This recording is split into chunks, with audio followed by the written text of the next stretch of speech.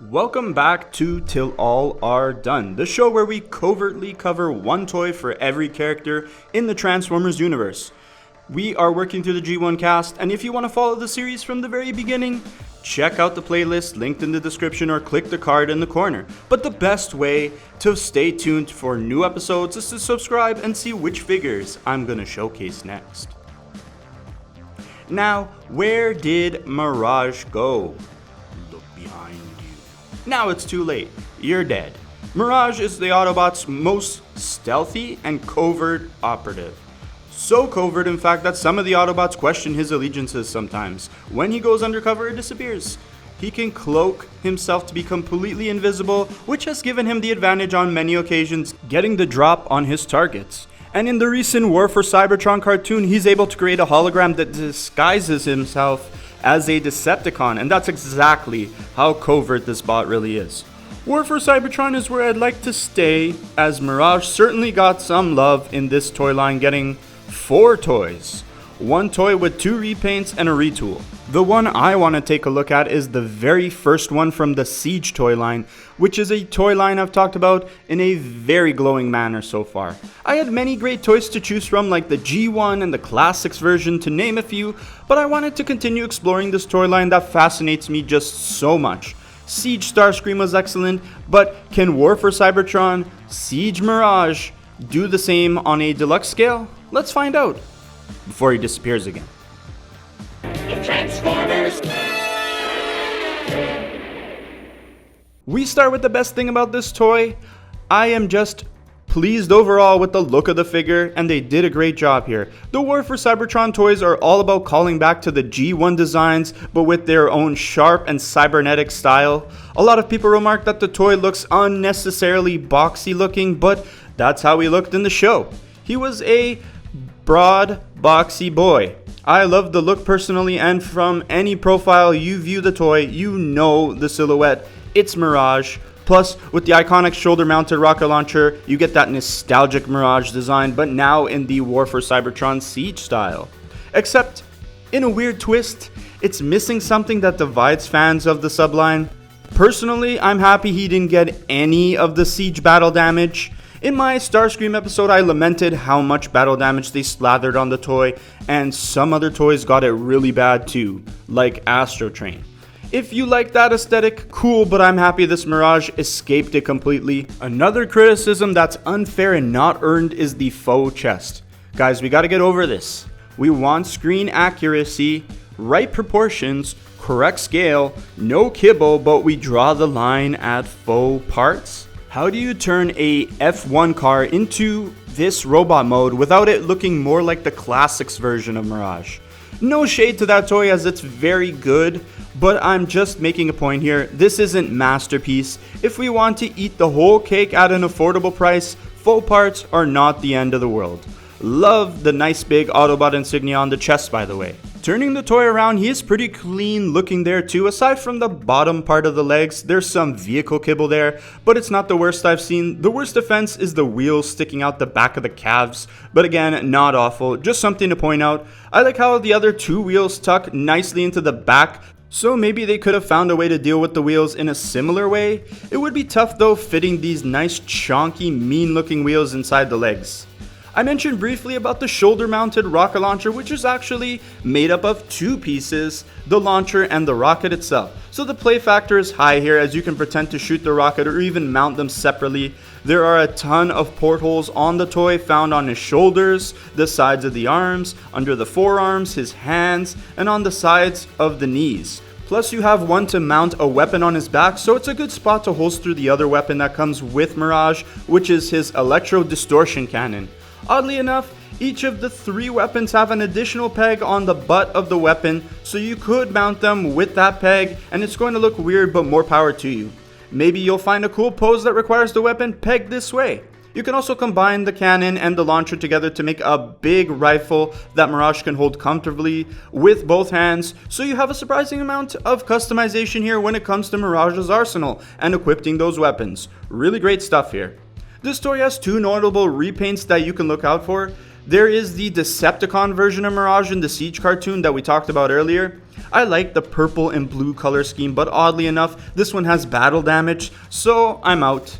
Then there is the Hollow Mirage version, which is entirely made out of, oh boy, transparent blue plastic. Why? I mean, I like transparent plastic as much as the next guy, or maybe I'm on my own island, but I think it's too much of a good thing. That toy is a ticking time bomb, especially if the articulating joints are made of the stuff. Mirage also got a retool with the Kingdom version, but I think the robot mode doesn't look as good as this one. They messed around with the combination of colors and altered the deco in a way that I'm just not crazy about. It's not really a negative change, just preferences, as I like the transparent plastic and how much oomph it brings to this figure.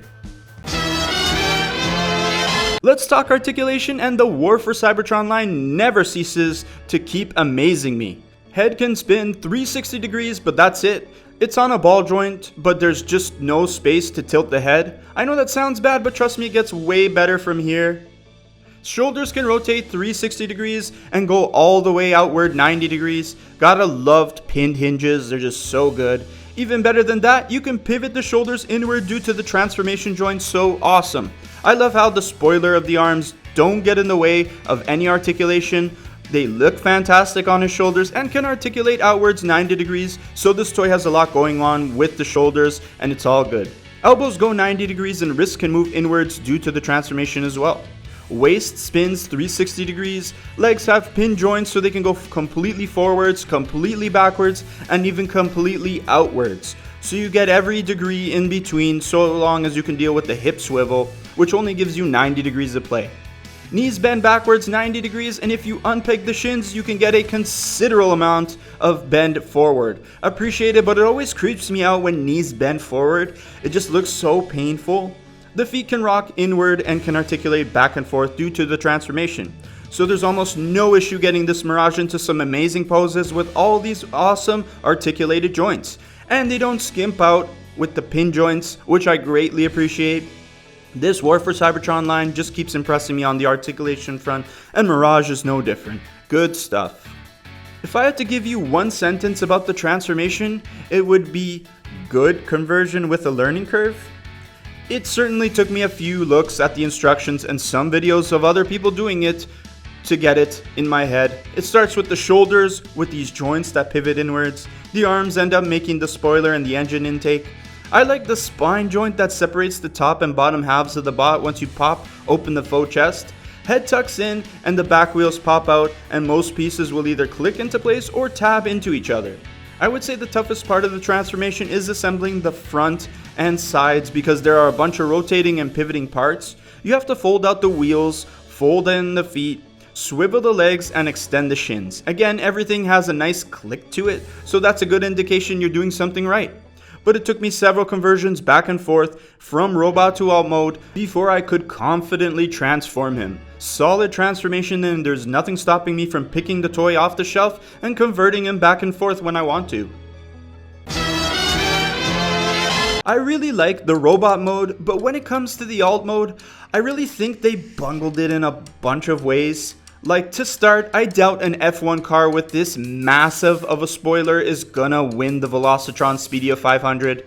This thing sticks out so much, which is completely counter to Mirage's MO. It's trying and failing to hide the arms, which you can see the shoulder joints popping out the sides. You ain't disguising anything here.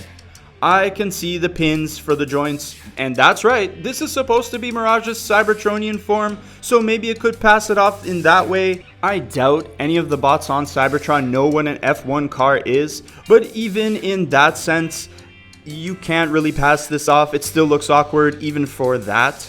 Another big thing that bothers me about the spoiler is that I can't seem to keep the two halves of it tabbed in nicely. There is a line going completely down the alt mode because you're tabbing in two halves of everything, but it looks fine until you get to the spoiler where you get this small but noticeable gap that just doesn't want to tab in properly. Also, why are we mounting the weapons on top of the spoiler? It's cool in robot mode because we can mount the guns on his shoulders, but it's the only visible portholes when in vehicle mode, so why they gotta be there? Yeah, all of those other ports in the robot mode have pretty much disappeared, I get it. You either mount the guns, which look goofy, or you have visible holes on the wing. Thanks for that. Really figured it out, guys. But I don't know. I think the alt mode was done better in the Kingdom version, but I think the robot mode is better in this one. Can we get a version of the toy where we combine both? I guess it's too late for that, isn't it? It's not all bad though. There's some good parts I like about this alt mode. For one, the side of the vehicle looks good with the transparent blue and the Cybertronian writing. Reading the TF wiki entry, it calls back to the G1 toy with the number choice and when you translate the Cybertronian text. The wheels kick ass too with this nice pattern to them. I also like the 3-pronged axle that connects the wheels to the body, which really calls back to older F1 car designs. Unfortunately, the wheels are mushroom pegged on and not pinned on, so rolling can be spotty sometimes, especially on hard surfaces. The front wheels on my copy feel like there's some plastic that wasn't filed down properly, so they lock up at points. I can fix this myself, I guess, but this is the perils of mushroom peg wheels and a great example of how they're not ideal. Pinned is always going to be better. The front design is really nice, and I guess the back too, minus the spoiler. Yeah, that's the chest hanging out there, but it looks very nice as the rear bumper. On the Kingdom version, they did a better job of covering it with the spoiler, so if you're allergic and break out in hives over faux parts, maybe look at that one instead. Lastly, I know the forearms collapse together, but the way they formed the back of the cockpit and engine intake turns out pretty nice. There's some good things here, but the weird spoiler design just really puts a damper on the good things about this alt mode. It's this massive chunk right on top of this cool looking car that needs to be left on the side of the road with a free sign on it. Please take me. And there you have it. All in all, I'm giving this Mirage from the War for Cybertron Siege line a 3 out of 5 stars. He completely looks the part in robot mode, articulates really well, and transformation is cool, so I think that's enough to get him up to that score. I'm not a big fan of the alt mode, but in the total package, I usually think the robot mode is more important than the alt mode. If they combine the Siege and Kingdom toys and make a SS86 Mirage, I think the toy is going to be a smashing figure. But overall, I can recommend Siege Mirage if you're looking for a show-accurate Mirage, although stylized thanks to the Siege aesthetics. War for Cybertron is still a toy line that I think is one of the best Hasbro has ever released, and some of the later toys I'm going to cover are going to come from it. Siege Mirage is an example of a good toy from this line, not great like Starscream or seminal like Earthrise Optimus, but still good. Gonna track down the Kingdom version before I make the definitive call on who's the best, but for now, Siege Mirage is here and very much visible on my shelf.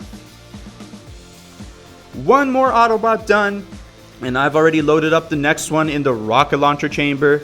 This next Autobot is much less stealthy and more in your face, serving up justice. I'll let you ponder who that is, but if you've been having fun so far, let me know down in the comment section. Any and all thoughts, let me know. Appreciate any forms of support with all the various things YouTube wants you to do. You know, subscribe, yada yada yada. But thanks for stopping by the JR Magnus channel, and peace out.